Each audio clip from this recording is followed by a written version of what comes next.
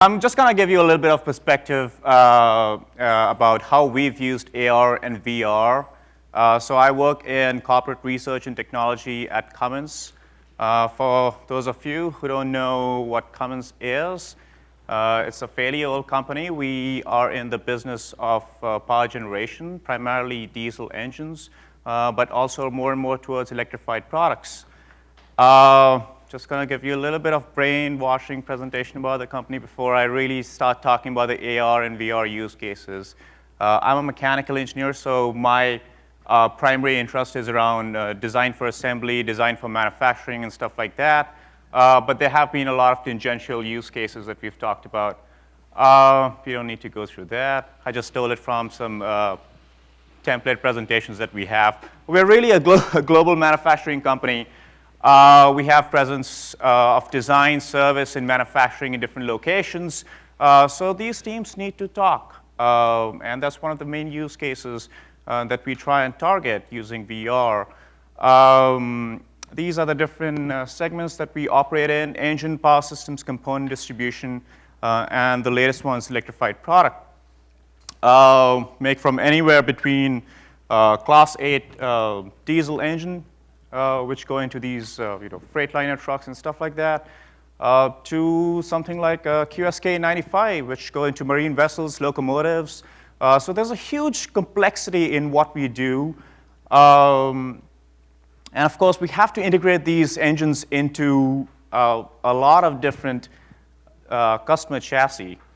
So we're not a vertically oriented company. We don't own the data from folks like Tata or folks like Volvo, Daimler, and all that stuff. So that's, when I start talking about a lot of these things, AR and VR, we have a lot of challenge when it comes to just owning the data or just having the data itself.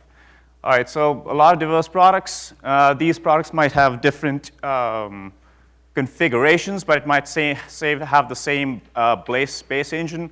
So it could be an ISX engine, which will go into a heavy-duty truck, but it also might go into an agriculture truck. How do you make an AR application for an engine with different configurations? So we are not going to make AR applications for every engine, right? Every work manual of that engine. So you really want to pinpoint and focus on some niche areas where you're going to create AR work instructions and stuff like that. Again, like I said, these engines can go into a lot of different applications. All right, moving on. So I'm sure a lot of you have already seen this fancy-looking curve right here. What this is really telling is you want to do the front-loading design activity, way before there's a design release and a design freeze, right? Way before you start producing something. So we check our products in VR essentially for fit, form, scale, function, stuff like that. And essentially what we're trying to do is we're trying to reduce the number of design iterations, right? We don't want to wait 3 weeks for a supplier in Germany to give us a prototype, and then we try and do some fit checks on it. Oh, by the way, we also have to travel to Jamestown to the assembly line and then try and do a lot of the process studies around the particular component that they're trying to use. So that's one of the things that we definitely want to avoid. There's global cross-functional collaboration. We have design team here. We might have design flex team in UK. We have a lot of folks in India. So how do they communicate? Skype, I don't know if you guys have used it. It's not a great medium. We struggle with it. It's very choppy. But it's not also a design tool, right? You're not able to see stuff in one-to-one scale. You're not able to see something from a point of view of an operator. That's definitely there. The other thing is we want to improve producibility. So right from when you're designing something, we're trying to assess its manufacturability or assembly. That's what we want to do, and also improve the production efficiency. So how do you make sure that you don't have a lot of non-value-added tasks or non-value-added movements when an operator is trying to assemble something? So that's where you reduce a lot of the cycle time. And so in terms of service, some of the metrics that we're trying to look at are how do you reduce the downtime? Can you provide better service support to the customer? And how do you transfer a lot of that knowledge that's traditionally captured with all these people who've been with the industry for like 30, 40 years. So with that in mind, with these questions in mind that I showed you, I'm going to talk about what VR and AR has done for the company. So VR, the way we look at it is, everything is one-to-one scale. You're looking at content which is completely digitally generated. You're fully immersed in it, either through something like a 3D Powerwall or these newfangled headsets like the HTC Vive. These, which the 3D Powerwall are useful when you want to have a collaboration at the same spot, so you can bring subject matter experts from different fields. And so if it's a service engineer trying to convey a point to a design engineer right there itself, so they're co-located in the same place. Headsets are great to democratize a lot of this stuff because they don't require a lot of expensive hardware. So we have primarily stuck on the HTC Vive. But the way we've divided VR is 360 VR, which is generated using those panoramic photographs and videos. But there's also computer-generated graphics VR, where you can actually interact with components and stuff like that. Right? VR, as we look at it, is not going to replace a lot of the field-based tasks. So if you're trying to look at manufacturing jobs, we have very fine motor movements that somebody needs to perform. A lot of them at times, they won't even see the part actually going. They're just going to use the design self-locating features in the design and just going to drop the part right there. But we're just trying to burn that process, 14, 15 steps in somebody's head. Moving on to AR. The way we look at AR inside the company is you're trying to overlay digital content onto the real world. That content might not be completely overlaid, so it could be just assisted AR, where you just have this fancy picture in a mono display. But you can also have a mixed reality headset, which provides a context-specific information. Right. So VR, we're trying to use early in the product design process. AR, we're trying to use later, or we're actually trying to pilot, I would say. AR is still, in terms of at least the smart glasses and things like those, there's still a lot of work that needs to go into those. So we're primarily right now sticking with smartphones is the way we're going at it. All right, this curve, you just saw it probably 10 times today. I'm gonna once more so that you guys don't forget what this curves look like. So we started when you had these funny-looking headsets. These were called the NVIS SD50. I know Elizabeth from Ford might have tried that. So these used to cost anywhere between $17,000 to $20,000. You had to use fancy tracking equipment and all that stuff. A lot of that has gone away, thankfully. And now you can use these HTC Vives. They have reasonable fidelity when it comes to tracking and things like those. This is where we think is inside the company. We've gone through all the naysayers and everything. We think it's taking off and all that. We have, as part of our PPT design process, so product proceeding technology, we don't force it on anyone. It's mostly organic. If there are challenges people are not able to solve related to assembly and manufacturability, they actually come to us. In fact, we don't even want people to be coming to specialized design VR review centers. We are trying to democratize it. So a lot of the Power Suite 5 computers or the new computers that we have, they're all VR capable. All the engineering workstations are VR capable. And there is no capital cost to a lot of this hardware. AR, I think there's a lot of buzz around it right now, but we are just using the least common denominator right now, which is the smartphones. We've tested out everything, and smartphones have really worked well. The other thing I'm going to talk about with AR are point of view glasses. All right, so this is what, in terms of a lot of the hardware and softwares, for you guys to see what we're trying to use. We use from anywhere between high-end tracking systems like the ARTs and digital projection systems like Barco to portable projection walls, which can go to different locations, to HTC Vives for room scale VR, to Oculus, which we'll actually take to middle school or something like that. And these, the advantage is you can just push it out to many, many different locations fairly quickly. And then for a lot of the 360 VR applications, we're actually just trying to use the mobile VR. It's the cheapest.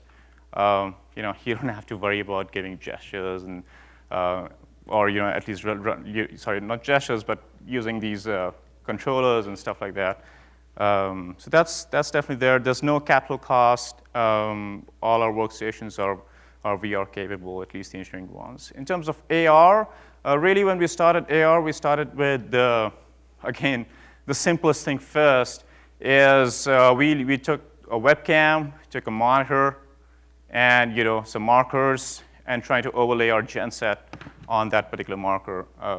And that's it. That was a simple sort of a trade show application of AR. Then we move on to some more complicated, tablets, work instructions, remote guidance, and things like those. We have deployed remote guidance AR using point of view glasses. What we have found, though, at least with the AR glasses, is people struggle a lot with even with a good product like M300s. It's just very difficult to teach everyone how exactly. It feels more like an impediment more than anything else. So we're still learning a lot in that regard. And we have extensively tested out mixed reality glasses like the ODGs and HoloLens. Content creation, as you guys all know, is a big, big bottleneck in all of this. All right. So we are, for design reviews, this slide I'm just going to talk about a lot of the design stuff. It's a great tool for doing one-to-one virtual walkthroughs, right? One-to-one, being able to see things in the correct scale, gives you a better appreciation of service-related issues, design-related issues, and stuff like that. And all we're really trying to do is we're trying to get the subject matter expert inside that room, and that drives a lot of these sessions, essentially. Then we're trying to look at a lot of the manufacturability studies. So we start all the way from the build sheets for a particular product way before the product's built. And for certain stations only, which are high-risk stations, we try and actually do those build studies. So this right here is a piston cooling nozzle installation center station. And this was done completely virtually before that was done out in the field, in the actual plant itself. So start with the vision build where you just show the sequences. Then you start with an actually human-centric evaluation of those, of the design for assembly studies. And then you actually try and do some of those ergonomic studies to try and see if there's going to be any issues related to reach, access, visibility, strength that an operator can perform at a particular posture or not. A lot of the stuff around services is fairly similar. We're trying to see things for fit, form, reach, access, visibility. But one of the main things that we're really trying to avoid is custom tooling. That's a big, big pain in the neck for us. We get to a point where we have to develop a lot of times. Previously, we used to develop a lot of custom toolings. The other great thing that we've tried to do is, design engineers will come with like 20 different concepts into our VR design lab. And there itself, we'll have a Creo session, which is a CAD modeling package running and spitting out designs, right, over a course of like 7 days or something. And we would have tried out 20 different variants of this valve cover right here, right? So that's you want to like expedite all of these processes, at least for fit and form. Now, it's never going to be like, we're not going to remove all these physical prototypes. But our aim is if you started at 10, and if you can come down to 5 or 6, there's still money saved for the company. All right.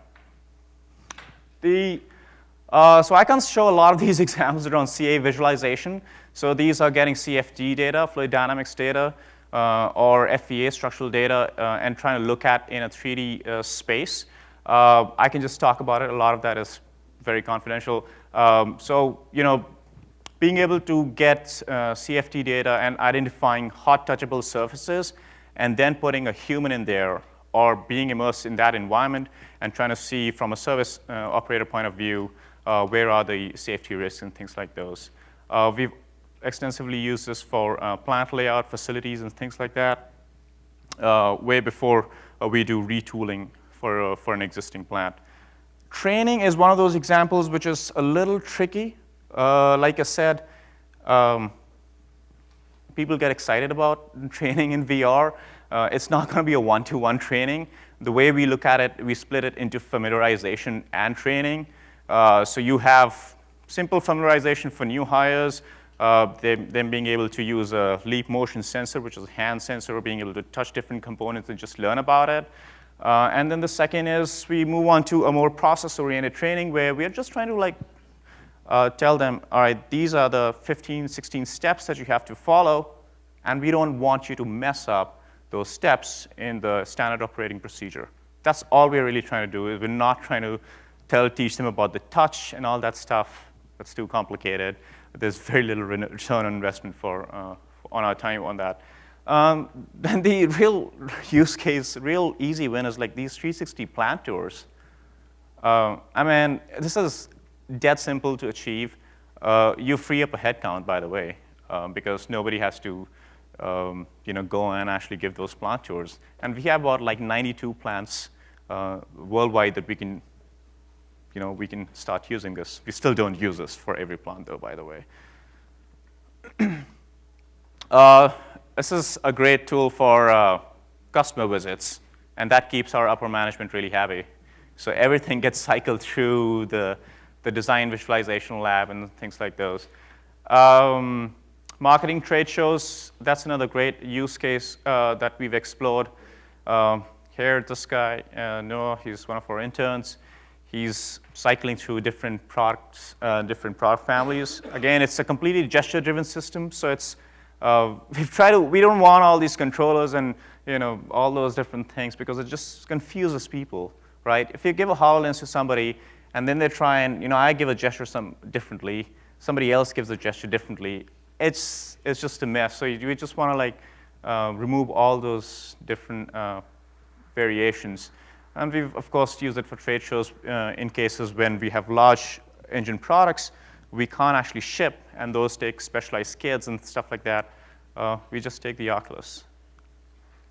And if you're actually wanting some money for a lot of this stuff, the funding sometimes can come from very unexpected sources. So for us, a lot of this have come from like CSRs. So corporate social responsibility we participate in a lot of these Project Lead the Way, STEM events and things like those where we'll invite folks from different schools and just show them like, hey, engineering doesn't need to suck, by the way.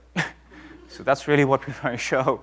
And again, this, it helps us in terms of funding and trying out new different cool toys, but it also helps the community. At least so we like to think. So I know you've already seen a lot of the work instructions around AR.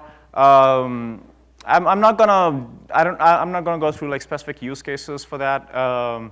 This is one of our X15 engines. Which goes to Class 8 trucks. It's a step-by-step animated work instructions. One of the main things I think what we're trying to use AR work instructions is not necessarily for all the animation, for all the work instruction itself, but we're really trying to reduce the translation cost. That's a huge barrier. Like when you have to translate these work manuals into seven to 9 different languages, that's actually some serious money right there. We don't even need to go that detailed in terms of AR work instructions. You don't need to show somebody how the cap screws are going to come off, how somebody needs to use a torque wrench.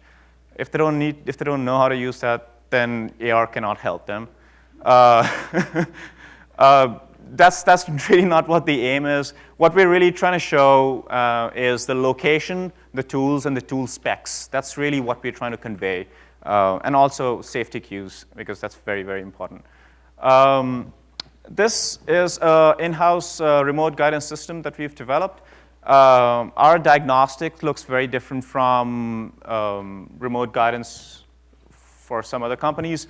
A lot of the information in the diagnostic just happens using connecting a 9-pin adapter to the ECM and getting the information off it. So here, this guy is actually using, not this guy, the guy on the field, he's using point of view glasses called pivot heads. And the person on this right here, the person on the other hand is able to see what he's working on, obviously. There is no AR feedback to it yet. So you cannot send, you can't like circle stuff, you can't annotate and things like those. But this, again, like I said, it's the lowest common denominator, worked really well. We have a kit which contains point of view glasses, noise cancellation headphones, and the 9-pin adapter. We ship it out to the dealers, and it's already deployed in about more than 60 locations. But we want to take a step back, not a step forward. In order to democratize it, we're actually trying to use smartphones and ruggedized iPads on, I believe this is Scope AR. So that's one of the things that we're trying to do. Another example, I know this is a conference about wearables, but pot kitting is a huge challenge for us. So this is a light guide system that we've tried to use at one of our plants. Again, when you have a pot kit that's forward broadcasted, instead of somebody going and using a scanner, you can have the bins light up, and it tells you exactly which pot to pick up. One of the main use cases that I'm really interested about, and I'm quite excited about, is visual audits. So an audit which is very manual today, where the person actually remembers about 120 checkpoints. You can overlay those data points or audit points, and you can classify those issues right there itself. That okay, the starter's missing. There's a banjo washer that's missing, or you have installed a double one and things like those. What I'd like to see in the future is the computer vision getting to a point where it actually can tell you that, okay, the hose is misplaced, or the hose is not routed correctly, and things like those. So I'll quickly go over what our journey looked like in the path to VR adoption. We did a lot of benchmarking and tours, visited peers and competitors and whatnot, just trying to learn from them, what kind of experiences they've gone through. And vendors is a great source because you kind of quickly get an idea where the industry's at. So this was about 6 years ago. And only focus on very targeted. When you do this voice of customer, we've only focused on very specific niche use cases. So for us, it was early design when we started with the VR activities. And then basically able to do a lot of the demos for stakeholders on Cummins data itself. So a lot of times when we see demos, we see a lot of these scan demos, and it doesn't really jive with the internal population inside a company. We actually chose to do it on our own data set. And again, we created, from the voice of customer, we created a very specific functional requirement set. And then all of those software kits were essentially assessed on the same common functional requirements. We got some seed funding from R&T. We got the equipment, but oh crap, the equipment wasn't the right one when we started using. So it's all part of the learning experience. Because none of our background was in VR. We just started doing because we wanted to solve this problem around design. But once we kind of got everything working, you need one golden win, which in our case, we had a new engine program, which we tried to do a lot of these service studies on. They didn't have any prototype parts early on. So how do you assess those serviceability issues? And this fit right in. And basically, we paid off the whole system in like 3 months' time. One of the main things that we've been really good at is we track metrics. We track metrics around, what's the lead time to the program, prototype costs, rework, any tooling, things like those. And that's very important because that kind of justifies all the funding behind it. We've run into a lot of issues around identifying business champions. And trust me, if we don't have business champions where you're trying to deploy this, you can have the system and you can have everything, but it just doesn't pick up. So that's one of the things that we initially struggled with. We just identify some of the champions who are people who are really passionate about it, make it part of their work plan, And then we've also settled on a lot of standardized configurations, both on the hardware and the software side. So we don't have like 20 different hardwares. At least on the design software side, we have pretty much stabilized, and on the hardware side, we use HTC Vive. And so we reside in a functional excellence support model. So that means this is like a nodal point, and then we push it out once the technology matures. The other thing that I wanted to talk about was we don't try and do this for everything. I don't want to give you the impression we try and do VR for 80 stations across 92 different plants. So 92 by 80. So we're not doing that. That's too much. We only focus on new, unique, difficult studies. If there are part changes, component changes, or high-risk studies, then we do it. Since we've democratized this, since a lot of this can actually work on smaller laptops now, engineering workstations, there's no capital expense to it. This is just growing like wildfire right now. So a couple things related to challenges and lesson learned. This is the last slide. I know a lot of you have slept already, but I'll just plow through anyways. So culture change is a big problem. Initially when we first deployed it, people would just stand outside the lab. They would like just peer in, like, what the heck is going on in there? Like people wearing those headsets, big headsets with reflective markers and things like those. So people think of a lot of the AR and VR as like cool toys. So you have to really show them like a very focused use case win. It could be just really one simple use case win to kind of like get their trust. But it's equally important is to try to identify who are the real champions of this technology. The other problems around data. So as you guys know, you cannot put like another more constraints on design engineers and have more, have them to deal with another tool, AR or VR. It needs to fit into their design process well. So the tools need to be able to import whatever CAD modeling package that you guys are using. In our case, we made it mandatory to be able to import like Creo data, which was, and for a lot of the AR stuff, we try and stick to like FBX format because that wraps all the animations as well. Since I said we are not vertically oriented, we rely on our OEMs to give us any data. So a lot of times when we are doing repower jobs, we actually do structured laser light scanning. And we try and get that point cloud and reverse engineer to some extent to try and solve fit and form issues and things like those. And we still don't have it in the current product development process, and we don't intend to. We don't want to shove this down to anybody's throat. And authoring in AR has definitely been an issue because we might have the same engine, but might have 20, 30 different variants of that engine. The other thing is business having a lot of this funded every year by the correct groups, making sure that they put that as part of their AOPs. Sometimes that gets challenging. So we have software and hardware completely separate. And the other thing is a lot of times people ask like, okay, we have this desk side CAD modeling or CAD reviewing softwares. How is it different from VR? So what are really the value drivers of VR that you can't solve? What are those things that you can't solve in just a desktop medium? At least those were the questions in the early days when we get started. So that's that. I think there's a lot of issues around like maintenance and training new sites. So we have fairly standardized in a lot of the training material for new sites. And a lot of you know the pains of getting a lot of this past IT. Any firewall, there are things like installing Steam, because Steam's considered to be like a gaming sort of websites, anything that's blocked. So initially when we started working with a lot of these things, that was a big pain in the neck.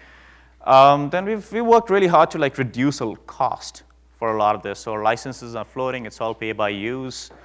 And standardize on software and hardware configurations. One thing that we're still not able to do well is, at least on the AR side, how do you, because a lot of our work procedures use the engine control module data, which is, I would say, it's IoT for simplified stuff into the repair jobs. We haven't been able to use that as part of the work procedures. And that's pretty much what I have.